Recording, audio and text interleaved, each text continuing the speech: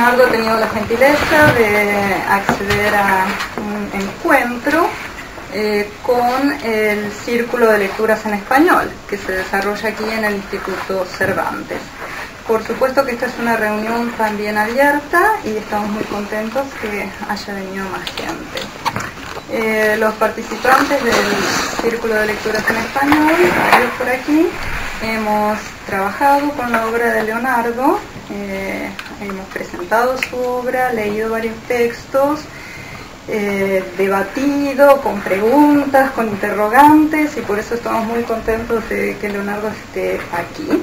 De todas maneras, vamos a pedirle a Leonardo que él mismo se presente, que lo hará mucho mejor que yo, nos cuente un poco de sus proyectos literarios, de su última novela, El libro flotante de Kai Trambowski, de sus cursos de escritura creativa, de su proyecto Ficción Progresiva y muchas cosas interesantes. Y la idea es que luego podamos tener un diálogo donde, bueno, si tenemos preguntas o inquietudes, se las hagamos saber.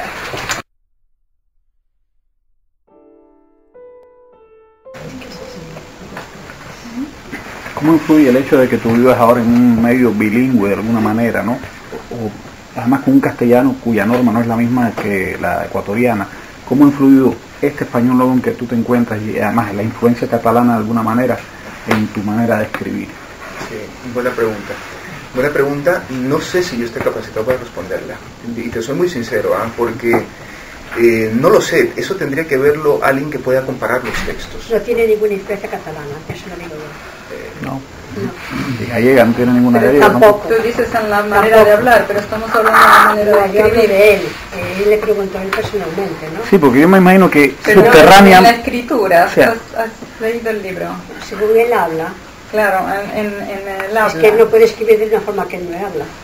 Sí, pero yo veo que él reconoce, sería un crítico el encargado de descubrirlo, pero yo veo que tú notas que de alguna manera el hecho de estar en una atmósfera lingüística diferente tiene que haber influido, aunque a simple vista quizás un no experto no lo note, ¿no? Sí, sí, sí.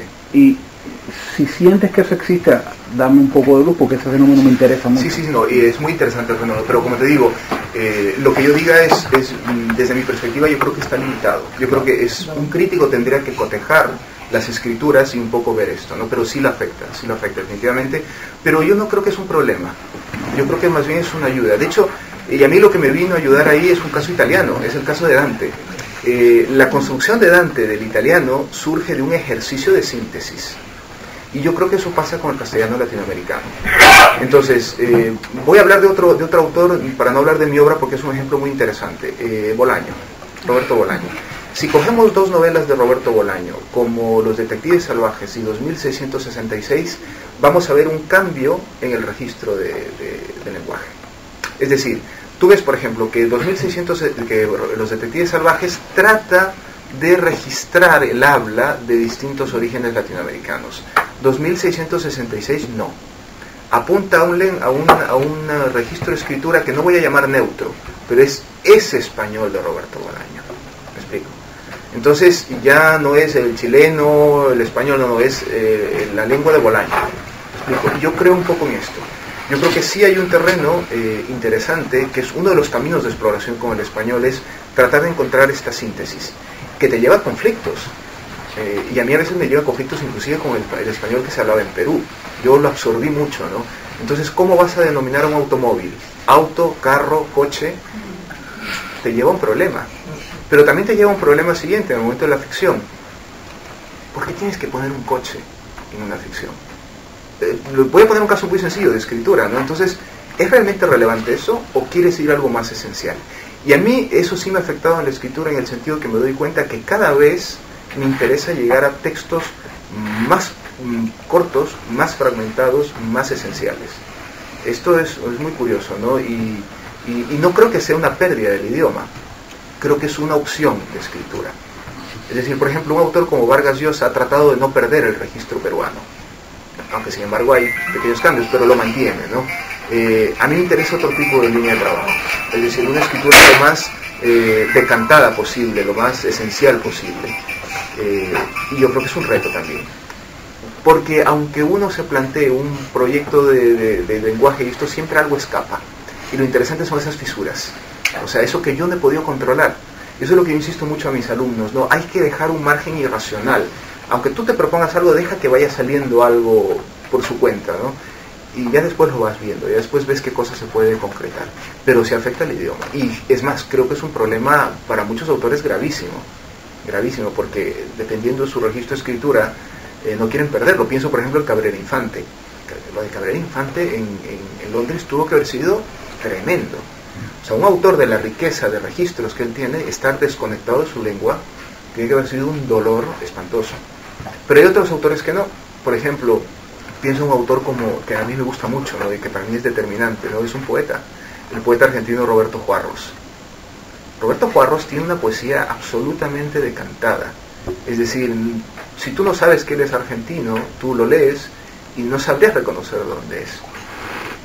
Y la experiencia es fabulosa. O sea, es una poesía esencial, una poesía muy reflexiva, ¿no? Son distintos caminos. Porque también me parece que es imposible vivir 10 años en un sitio y no tener una influencia. Eso para todos, bueno, para los que estamos, por ejemplo, aquí en Suecia y no somos de aquí, también es así. Perdona, pero yo llevo aquí más de 40 años y yo no tengo ninguna influencia sueca. Lo siento. Depende de No, cada yo caso. lo siento más por ti, porque yo creo que he hecho a ganar cuando... Hablamos del idioma, ¿no? Hablamos del idioma. Bien. Sí, pero la escritura no es un calco del habla. Ojo, eso es importante. O sea, la escritura es un ejercicio de configuración. Es decir, que puede haber un autor que quiera parecerse o acercarse al habla, pero hay otros que no. O sea, que inclusive marcan una distancia. Y yo creo que esa distancia... Hay un término que me gusta mucho. Yo creo que la literatura, y volviendo al tema autobiográfico, ¿no? Yo creo que lo interesante para poder acercarse a uno mismo como tema de exploración no es copiar la vida de uno. Cuando a mí alguien me dice, si te contara mi vida, podrías escribir una gran novela, no la podría escribir nunca, porque no es mi tema, ¿no? Pero yo creo que es importante que el autor tenga una distancia irónica consigo mismo. Y para eso se necesita tiempo y se necesita tratar de entender ese otro lenguaje. Ese otro lenguaje que es el que nace cuando estás fuera del escenario original. Y esta experiencia no es solamente por el hecho de vivir en otro país. Volvemos al tema del tiempo. Es decir, cuando nosotros escribimos, imaginen que ustedes escriben una historia que pasó en vuestra infancia. De vuestra, ya se me en vuestra infancia, ¿no? Entonces, se cuelan cosas, ¿no? Entonces, claro, ya no somos el mismo.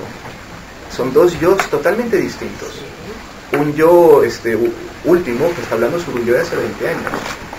Hay un cuento magnífico de Kafka que lo resuelve todo, ¿no? Que es Informe para una academia. Informe para una academia es el cuento de un mono, un simio, que adquirió el lenguaje y que se volvió muy culto y delante de la academia les va a explicar a sus colegas cómo era su vida de simio.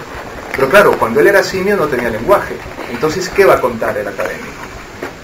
O sea, su lengua, ¿de qué va a hablar? Es inasequible la experiencia original. Es decir, claro, Kafka lo extrema, como siempre, pero es un poco esto, somos otros. Entonces, y esto no tiene que ver con que me haya solamente ido a vivir a otro país, no, mi propia experiencia. Que hayas vivido toda tu vida acá, hay una distancia enorme, ¿no?